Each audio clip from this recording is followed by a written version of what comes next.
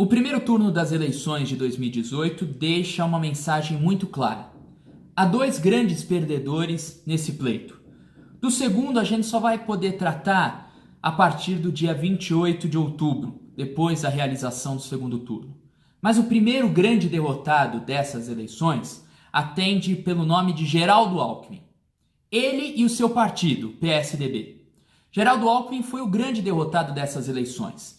Saiu de 2016 de um pleito municipal em que nem participou, mas que os analistas políticos entenderam que ele teve forte influência, como grande vitorioso.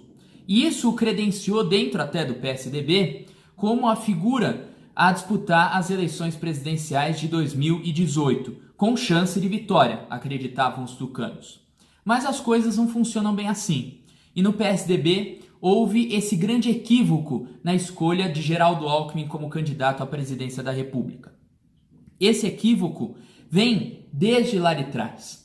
Quando você analisa tudo o que se passou, todas as escolhas políticas feitas pelo PSDB e a falta de uma análise mais criteriosa sobre a movimentação do eleitorado, você entende o porquê do PSDB ter perdido essas eleições de forma massacrante.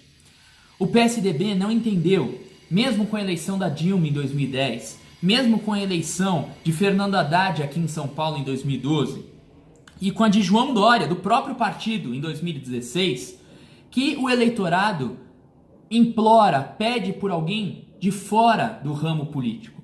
Ué, mas por que então Jair Bolsonaro teve 48% dos votos, 46% dos votos, e ele é deputado federal há mais de 20 anos? Porque o Jair Bolsonaro representa o que tem de mais distante da política, mesmo participando da política. Ele é o mais de fora estando dentro. É assim que o eleitorado enxerga. Não que seja a realidade, mas é assim que o eleitorado vê. Então o PSDB errou na escolha de Geraldo Alckmin como candidato à presidência da República.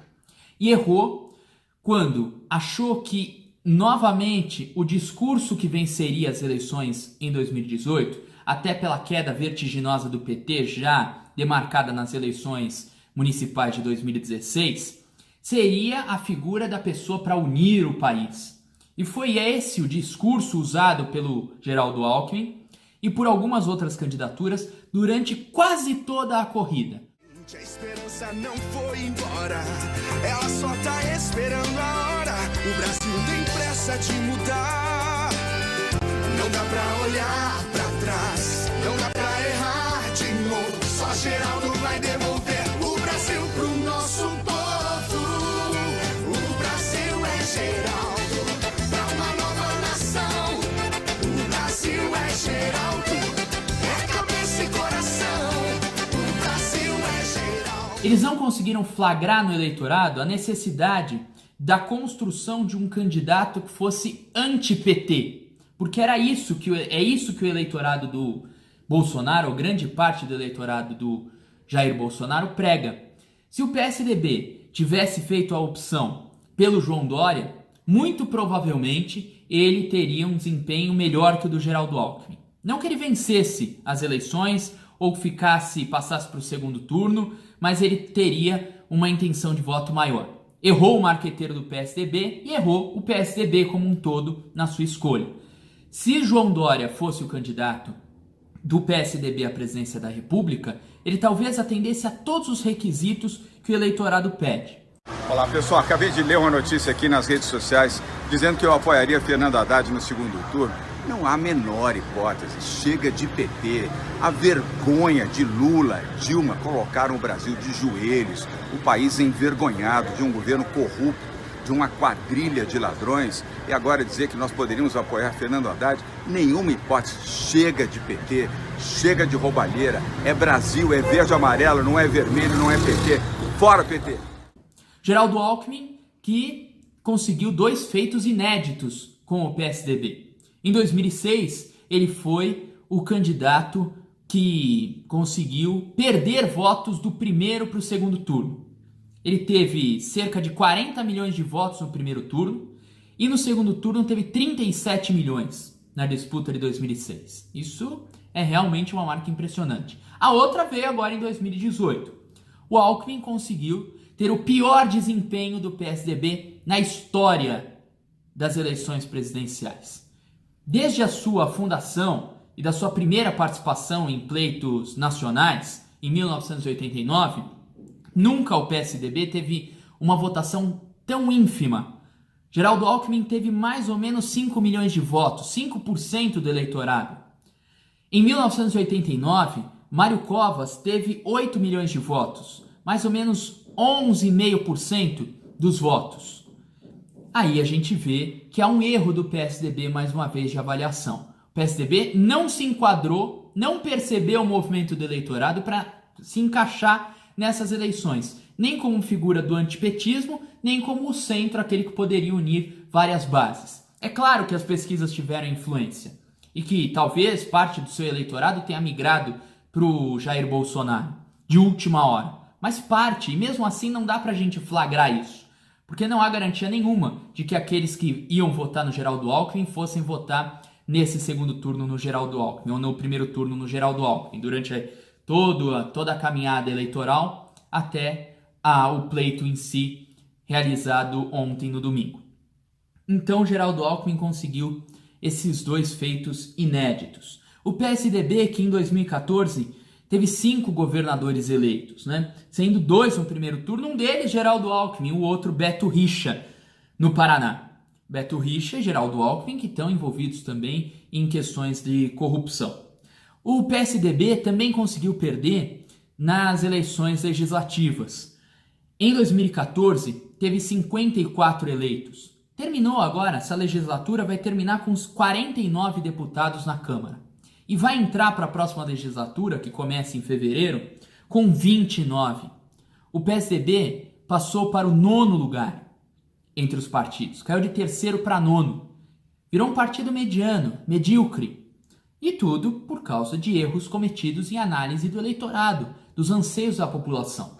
E um partido que não sabe observar o movimento populacional, do eleitorado, não sabe trabalhar essa parte, não consegue mesmo ganhar uma disputa nacional de dimensão tão grande e com tantos anseios possíveis. Só que o PSDB agora tem sua disputa para os governos do estado. E, diferentemente de 2014, quando depois do primeiro turno já tinha dois governadores eleitos, agora o PSDB sai do primeiro turno sem nenhum governador eleito, mas com a possibilidade de conquistar ainda 6 estados, meia dúzia de estados. Só que as disputas estaduais são completamente diferentes entre si. Cada uma tem um aspecto que está ali enraizado com ela e que não faz parte, e que também faz parte do contexto nacional, mas que não está muito ligado ao movimento do PSDB ou que o PSDB pratique o mesmo movimento no segundo turno em todas essas disputas eleitorais.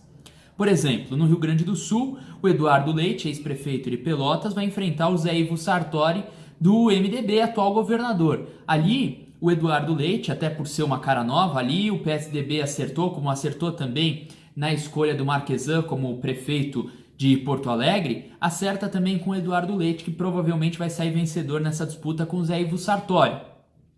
Aqui em São Paulo, o João Dória já incorporou o papel de candidato do Bolsonaro, até por suas ideias anti-PT. Então o João Dória está se dissociando um pouquinho do que o PSDB pregou nacionalmente para tentar levar a eleição, porque o Jair Bolsonaro, cá entre nós, e é uma verdade, estão aí os números para a gente verificar, ele conseguiu vencer aqui em São Paulo. Se fosse só em São Paulo, ele venceria no primeiro turno fácil. Teve mais de 50% dos votos aqui na capital paulista, enquanto o Márcio França, o adversário do Dória, não vai poder usar o Jair Bolsonaro como cabo eleitoral.